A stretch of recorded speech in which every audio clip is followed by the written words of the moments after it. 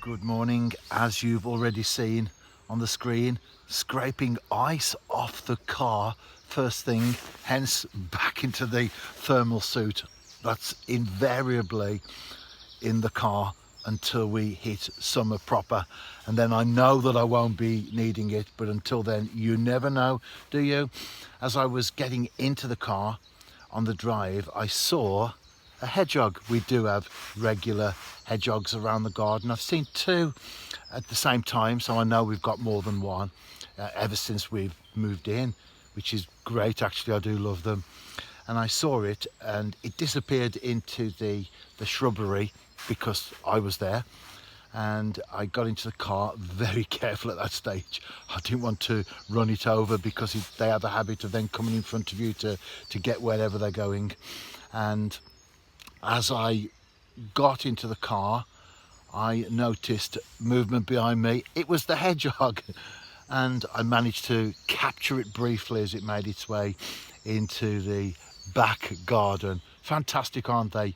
Hedgehog, massive plus this morning. Scraping ice off the car, that's the other end of the scale. But what about the fish? I've cast out, watching the rod tip, and will I be back? Yes, of course I will. What will it be though? I'm going to go for a roach.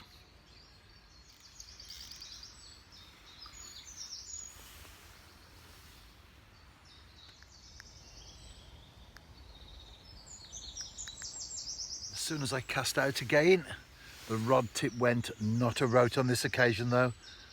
Bream.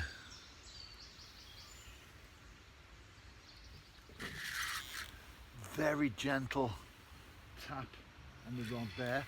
More of a little pull really. You have to be alert with bream because that's what I've got on the end here. I can see it in the water. It's coming in, hopefully in the net, and then in due course in front of my iPhone. That's what I record on. Trying to take me into snags, but doesn't have the power of a tench or a carp.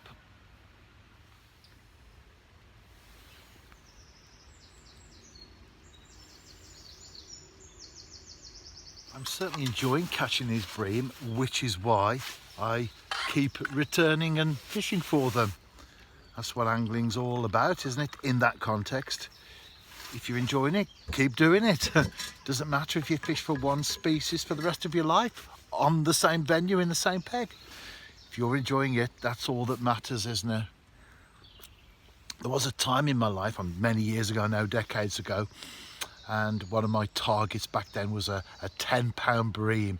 I'd caught a few nice fish, and when you start to catch the bigger ones, you really do appreciate them. They're almost a different species to the skimmers, a different colour. They behave differently, but of course they really mature when they start to get to 4 or 5 pounds, and maybe 3 or 4 pounds even.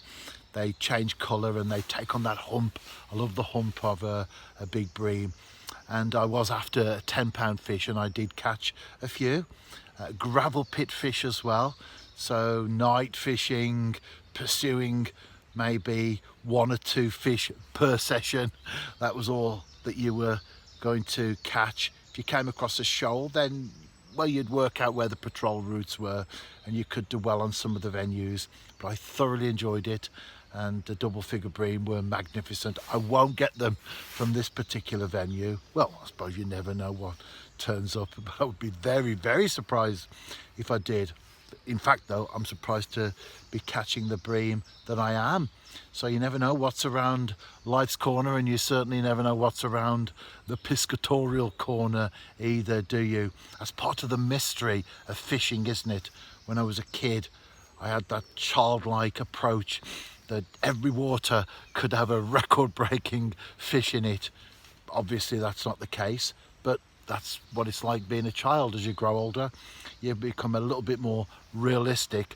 But I think for us as anglers, there's still that element, isn't there, within us that believes that there could be something in there that would maybe surprise us.